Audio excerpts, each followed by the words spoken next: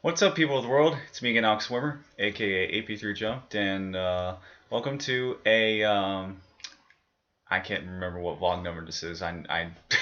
But today, what I have a, You should really write. You should really write this down. yeah. Yeah, I don't do them so often enough anymore to where I can remember what they are off the top of my head. But today I have a special guest back on the channel. Say hello, Michael. Hello, Michael. I should have known you. Should have known he was going to be smart ass and say it like that. I'm just kidding. Rather be a smart ass than a dumbass. Exactly. Anyway, today we're doing another video talking about a pay-per-view. We're doing another pay-per-view discussion 2 weeks in a row. Today we're talking about the pay-per-view Payback. It premiered like last Sunday on August 30th, I believe. August 30th. A week after SummerSlam. Yeah, it's the first time I've ever seen two pay-per-views back to back so close to one another from the same company. I've never seen that before in my life. And this pay-per-view wasn't very long either. It ended a little sooner than I thought. It ended at like 9:30. 2.5 hours. Yeah, that's 2.5 hours. The shortest pay-per-view I've ever seen.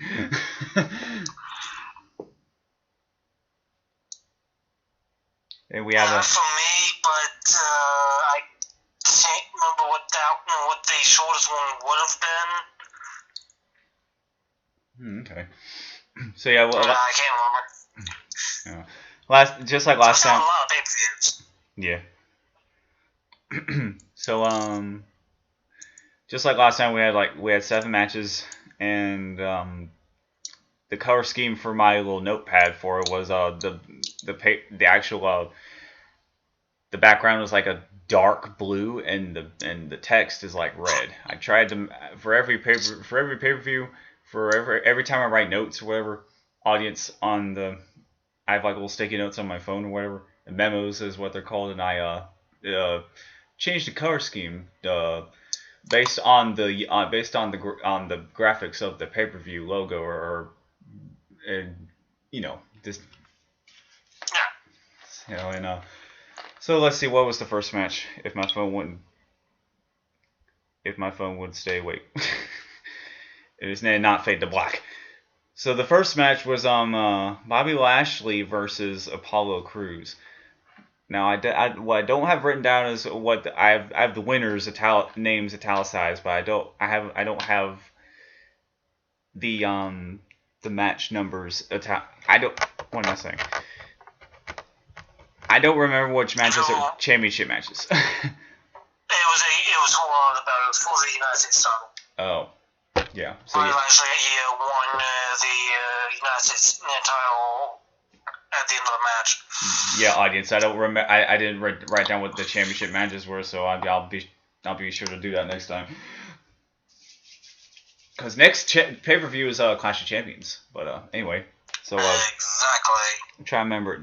I'm definitely going to need to do that for next one because it's very befitting. But anyway, let's see. How did this match go? I don't know if I paid attention to this match very much. Or it's not surprising because I've noticed here lately Bobby Lashley has a lot of slow matches.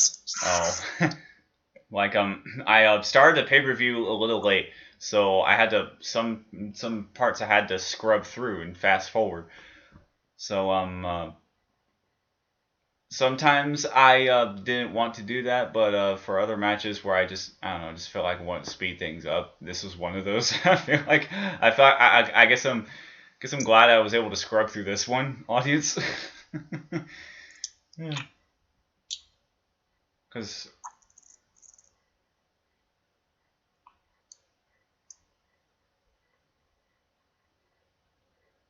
Michael, your phone. From what I can remember from the match, and honestly, it wasn't the worst match I've ever seen, but it wasn't the greatest match either I've ever seen. That was kind of. It had a slow build, which is fine. So they're all great matches out there that have a slow build, but you have to know how to build if you're gonna do a slow build. And in my opinion, it just stays constantly slow. The only time it's sped up is when Apollo, would speed things up, and that was a third of the match. Yeah. I do like Apollo Crews. I don't know if I'm as big a fan of Bobby Lashley, but these two, but both these guys are very they're very strong competitors. They have a lot of muscle, so they're both how you say heavy lifters, and so power lifters is what I meant to say. But yeah, pitting these two together was a cool idea for the reasons I just mentioned.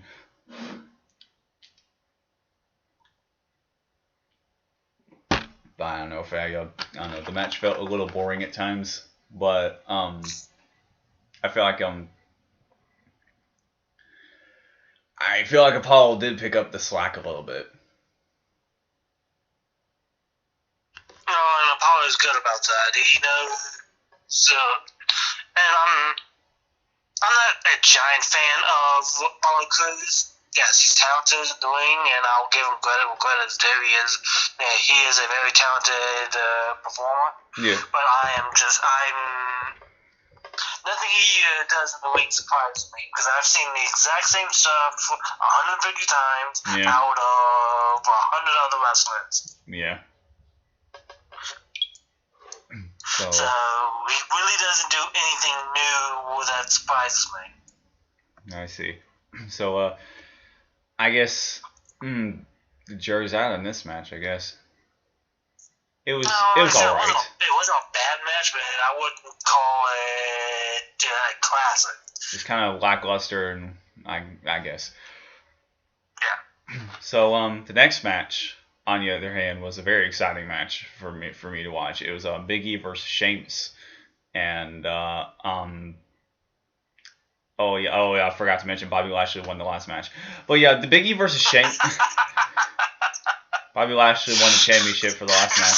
Gloss over man winning a very prestigious title in wrestling. Oops. Right. That's my bad, audience. So yeah, Big E versus Sheamus. This match was really exciting. This match was a lot of fun to watch, and yeah, this match, the story was about like Big E trying to prove himself as a solo competitor to Sheamus, and he most certainly did. He didn't have to prove himself to nobody. No. Before Big E became a 8-time tag team champion, he was a former NXT World Champion. Yeah, I remember. So he's got credibility as a singles competitor. Oh yeah, I remember when he first came out. When he first started wrestling in WWE. Yeah, I remember his when he was a solo act. I remember also him being a bodyguard for a certain wrestler. I think I could barely remember. That would have been Dolph Ziggler. Yeah, but when Dolph Ziggler had the World title. Oh yeah. And was dating AJ Lee. Yeah, AJ Lee. Yeah, I remember now. He Langston. Whether that's his real name or not, I don't know. But yeah, Vince has a real fascination last name, so name. So, Michael, did you like this match as much as I did? Again, another hit or miss with me, but that's me not really being a fan of Sheamus or Big E. Yeah, Big E is strong. He can move with a big guy of his stature, and it's impressive. It's very impressive for a guy his size can move as well as he can. Yeah, I feel like he's a little as fast as he can. I should. Yeah, he's a little like. He's a more like average height. He's a little shorter than most of the wrestlers, but he's still big, and he still lives up to his name. Very strong. He's freaking jacked, dude. Because he power lifter before he became a wrestler. I could tell. But yeah, I've also always been a fan of Sheamus too. Like ever since he first debuted in like 2009, I think. And yeah, it was 2009. Yeah, God, 2009, 2010. I was in 8th grade, man. Somewhere Jeez. Anyway. Oh yeah, I was in 8th grade too. Yeah, we're the same age, audience. If you've watched any of our oldest videos, you would probably know that. But yeah, I don't think this was a championship match, but this is. No, there was no title on the line on this. But I still really liked this match, and moving on to the third match. It's King Corbin versus Matt Riddle. This match really surprised me. At first, I felt pretty neutral towards Matt Riddle. So I was like, all right, but I feel like he really made an impression on me in this match, for sure. And well, because Matt Riddle is a phenomenal wrestler in the ring. Yeah.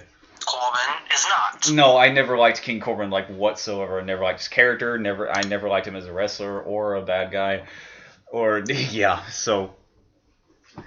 Well, because unfortunately, Corbin's issue stems from, this is my personal opinion, he stems from the mentality of he is a ex-football guy. He doesn't have to give as much effort as a wrestler has to give. He actually played football? Football.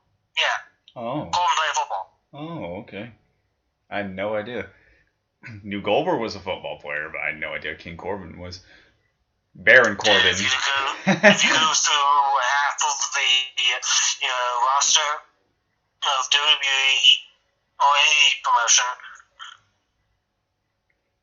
almost every promotion, you will find at least maybe a good third of them played football at some point in their life. Oh, okay.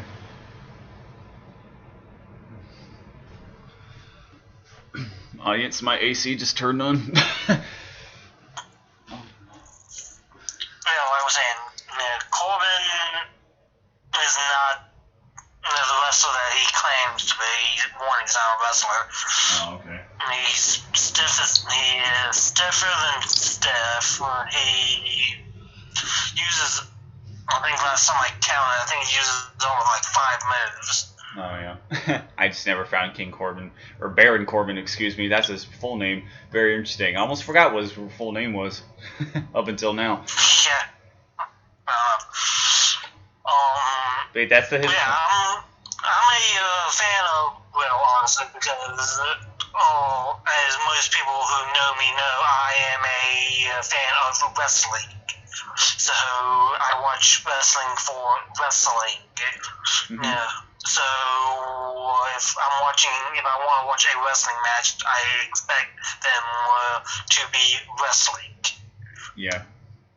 So that means headlocks, wrist locks, ankle locks, any kind of submission-based moves is on the table, from my opinion. I will take a suplex. I will take a body slam or whatever. I will take power moves. Just a shit ton of punching.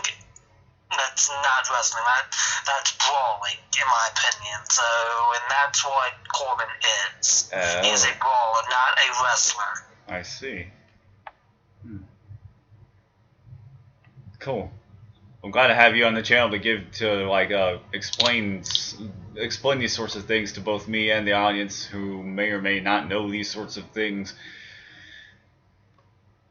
So yeah. I'm always glad when I have someone on my channel who can give like extra insight on any given topic, which is why I miss having guests on the channel. But so yeah, this match, it was pretty good. Mostly on Matt Riddle's part, like I said. Well, because Matt Riddle knows how to wrestle. Oh yeah. Well, and he's also a champion grappler. The man was in the UFC for a while. Oh, that's neat. Yeah. So, I think we can both agree this match was really fun. It was really good. And it was a regular match though, not a championship match. Yeah. I think the next one was a championship match though. It's our first women's match. It's let's see, it's a tag team match. We have Shannon Banks. Bailey and Sasha versus Shayna and Nia. Yeah, Sasha Banks and Bailey versus Nia Jax and Shayna Baszler. Shayna Baszler, yeah, that was for the women's tag team titles. Yeah, I had to abbreviate some of the initials just so I could fit all these names on one line. But like I have S Baszler and S Banks, and then later on I have S Rollins. But anyway, so yeah, this match was really good. I think it was. I'm still a huge fan of Bailey, like I said. Yeah, what'd you think of this match, Michael? I've made no secret. I always thought that Bailey was a great wrestler who needs to get away from Sasha Banks. And it looks like she is now. Spoiler alert. From what I've heard, I skipped SmackDown last Friday, and they come to find out she attacked Sasha Banks. So oh yeah, pretty brutally. Apparently, I need to start watching SmackDown again. Oh yeah, it was pretty brutal. I only watched SmackDown a little bit, and it was only of like that whole scene. That's all I watched. Fair enough. Like I was saying, I always thought Bailey was a very talented performer in the ring. Sasha, I've made my opinions noted, especially on your videos. Yeah. So I'm not going to harp on a certain crowd. More than I harp on every time with Sasha Banks, so I'm going to leave it at that. Yeah, I think she's all right. If everybody wants to hear my opinion, watch one of the other three I've done with you that has Sasha Banks matches on it, and you will hear my opinion. Yeah. Yeah. And, okay, now let's get to the other side of the ring who they were going against. Sasha Banks. Yeah. Again, another great wrestler. Shayna Baszler is a wrestler who I can't really stand her attitude. She has an attitude issue. Yeah. But I can overlook it for how good she is in the ring. Yeah. Because she is another person who also trained in ship wrestling. So I respect that. Yeah. Yeah, audience, but sorry, go ahead. No, you're fine. Like I said, she studied ship wrestling, so I'm a fan. Okay. So I will respect her for that, because ship wrestling is not easy. Ship wrestling hurts, and it takes a toll on the body, so more power to her. Yeah. Because it's stiff, it is a lot stiffer than regular wrestling. Oh, okay. And then you got Nia on the other hand. I don't know what her issues are, but she seems to be getting somewhat better. Throwing her in this tag team to hide her flaws, I'm not really sure. Yeah. Yeah, but I thought she actually looked halfway decent in the match. Okay. But that could have been she was with Bailey, who she's wrestled countless times. Yeah.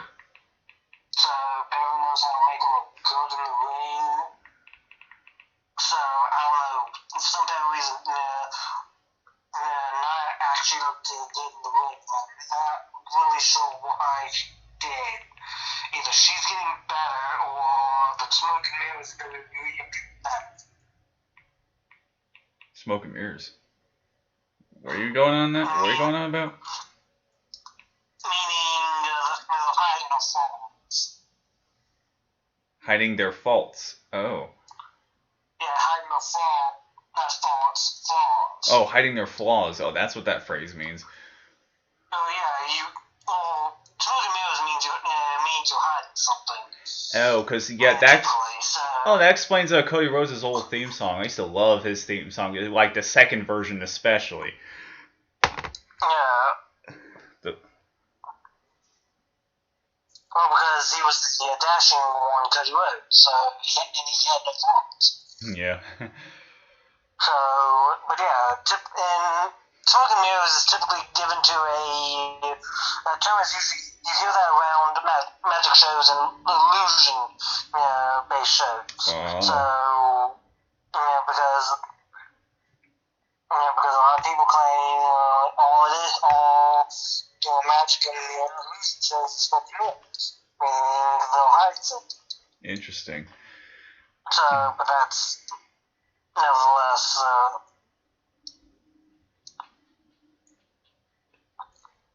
But yeah, anyway, so for those of you who don't remember, Sasha Banks and Bayley had lost their women's championship match previously in the last pay per view. After having held it for I don't know how many weeks or months, but Nia Jax and Shayna Baszler, they won the match. They took their championships from them. Because if you remember, audience, these two don't like each other, Nia Jax and Shayna Baszler, but apparently they work well in the ring. Yeah, it's it's very interesting. That's a very interesting thing to see. Very interesting dynamic, and they a new dynamic to WWE. I've done this before. Yeah, and also they won yet again. They retained their championships after they had taken it from Sasha Banks and Bayley from the last pay per view, and I think it's because of that. I didn't watch. I must have missed like the first minute or two of that scene in the following SmackDown. But when I think that's the reason as to why Bayley went ahead and decided to attack Sasha Banks brutally, and because that's probably why. And Michael, you and I were talking about how Bayley needs to go solo again, and it looks like that's happening. So. It's about time. Yeah. Like I said, audience, I've always been a fan of Bayley, and I still have a soft spot for her, even after her shocking heel transformation. But she's her character is kind of a bitch, but I don't really care. I'm still biased towards Bayley. Oh, well, that's fine. You like, so it's all good. Well, I'm very interested to see how her character is going to. I'm very interested in seeing what the story of her character is going to be from here on out. Because I'm not sure where it's going to go now. Now she's finally now she's flying solo again. Who knows? Yeah, with Sasha Banks playing the baby face as well in this feud, it's gonna be fun. Yeah. By the way, audience, I'm having to look at my phone because instead of looking at if Michael was here with me in person, I look at him while he's talking. But audience, since he's not here, I have to stare at my phone because audience, that's why it might appear that I'm bored and looking down at the floor and just in boredom, audience. But that's not what's happening. Okay, my phone, see, phone, but more than halfway through the pay-per-view. So was let's see, Keith Lee versus Randy Orton. Now this was a very interesting. How the story came about for this match was interesting. Keith Lee was trying to avenge.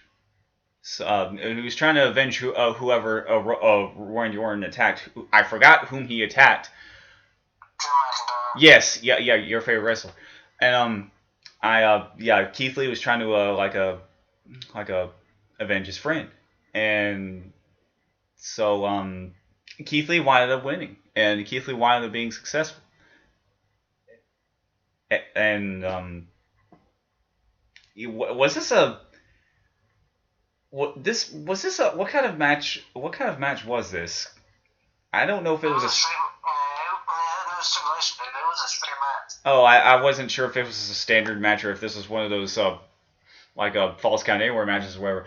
I must. It was standard. There was nothing special about it. Yeah, sorry. Sometimes I misremember the exact stipulations of these matches, but. That happens, dude. Yeah. I was like, remember because I watched it at least. Yeah. So what the hell? Oh, never mind. I was looking at my notification and I thought someone was calling me. But anyway, yeah, this match is pretty good. I think that's all I have to say. It was just pretty good. I had never really watched Keith Lee before up until that point, but yeah, he made a good impression on me too. You really need to check out some of Keith Lee's stuff on NXT. Keith Lee's Keith Lee's he's another good wrestler. He's another big man who can move like he's a cruiserweight. Oh yeah. Yeah, he can do some amazing things. Oh, that's neat. The man does Tope on Heroes, for God's sake. So, what man at 2'8" doing that? Oh my. Hold on, I'm saying, and for anyone who doesn't know what a Tope on Hero is, that's where you try to do a flip over the top rope Yeah. to the outside of the ring. Yeah. Damn.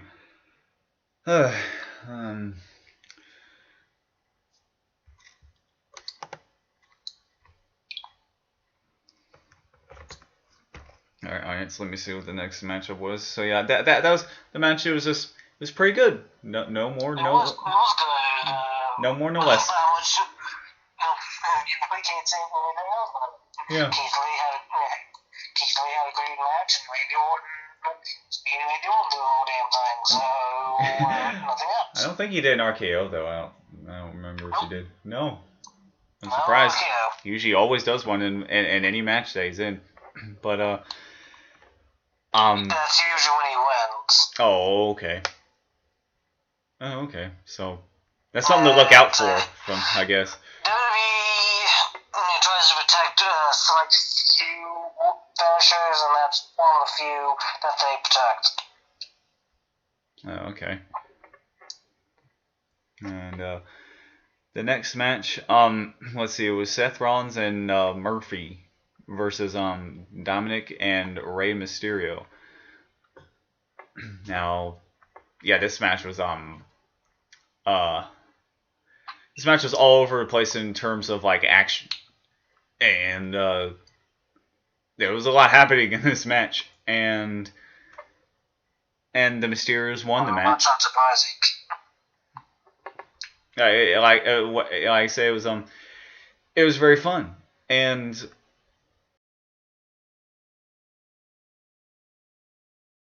you couldn't, a little unpredictable. I guess unless you're a seasoned wrestler, unless you're a seasoned viewer of wrestling, like my friend here, Michael, and my dad, then I guess it was a little unpredictable. You couldn't. I guess a lot of twists and turns a little bit.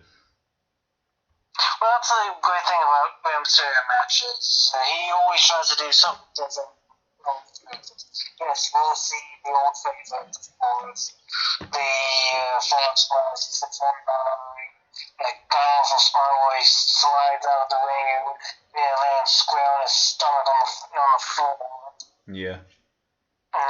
You will see some more scene spots, but you'll also see something big every time. He always does something different to make every match feel different. Oh, okay. And that is what is great about Rey Mysterio. Yeah, he's always been one of my favorites, like ever since I was a kid. And I'm glad he made a comeback here lately because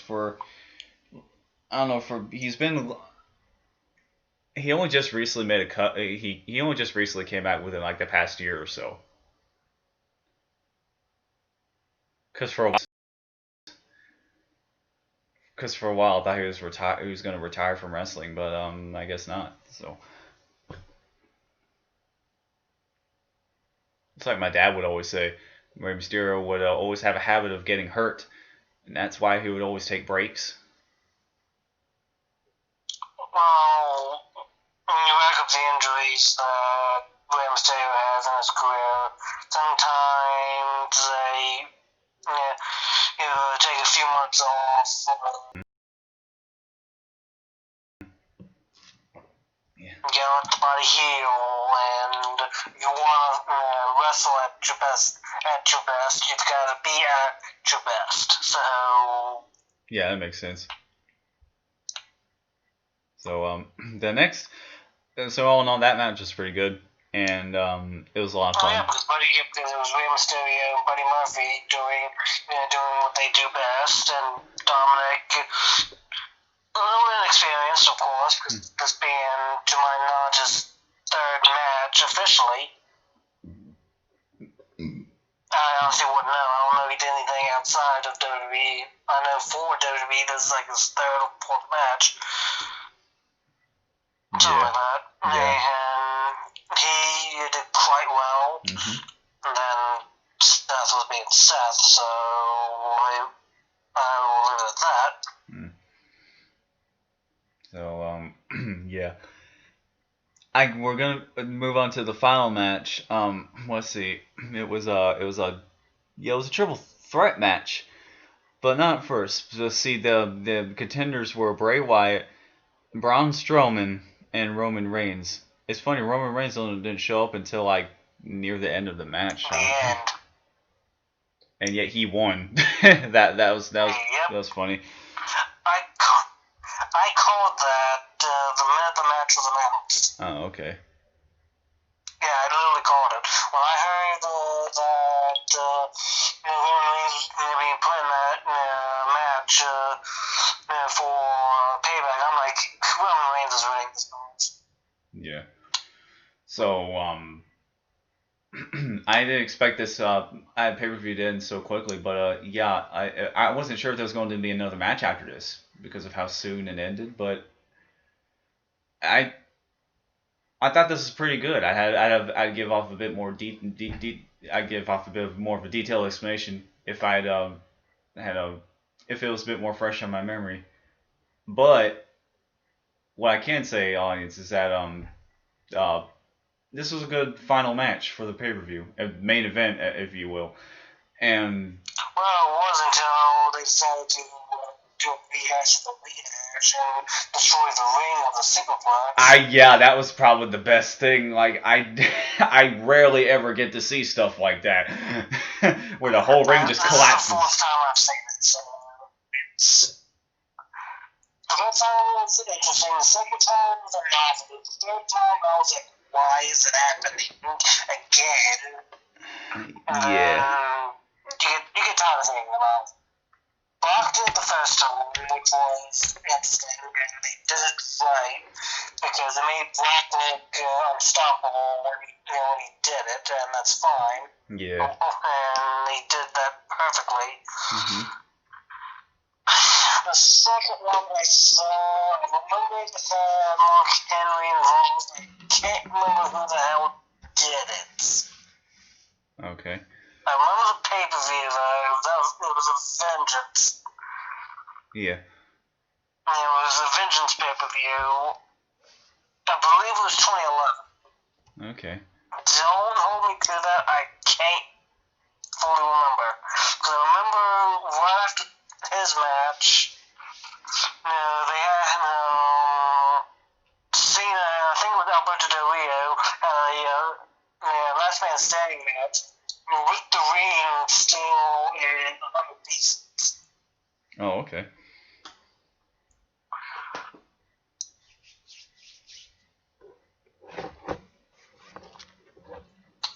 Making sure. Yeah, like I said, I've seen the spot happen a few times. It's nothing new. Yeah. So, yeah, making sure my phone doesn't die. But, and I thought I saw a bug on my laptop. Looked like a spider. It probably was. I don't know. But anyway, this match was good. yeah, nothing more need be said, I guess. So, I don't know. Yeah, I guess that's it for the video. But I wanna get on with randomness now, shall we? I was Do you have any more random fun facts, Michael? What you want to know? I don't know. I guess you already gave some really good ones throughout the video, like especially telling me that Baron Corbin was a football player. I didn't even know that, but. Dude, we watched SmackDown. They tell he played football. Oh, okay. I guess I just wasn't listening to that. Well, because when he comes out, on SmackDown, they do have Daniel, they show all his credentials. Some of his most notable credentials. Yeah. When you see what he played for, Oh, okay. You played for the Cardinals, huh? Colts. Oh, the Colts. Oh, all right. Yeah, Indianapolis. Oh, okay. So, yeah. I have a random object I've been meaning to show for a long time. There's so many random objects I've had to put on hold because I just don't do vlogs that much anymore. But yeah, I'm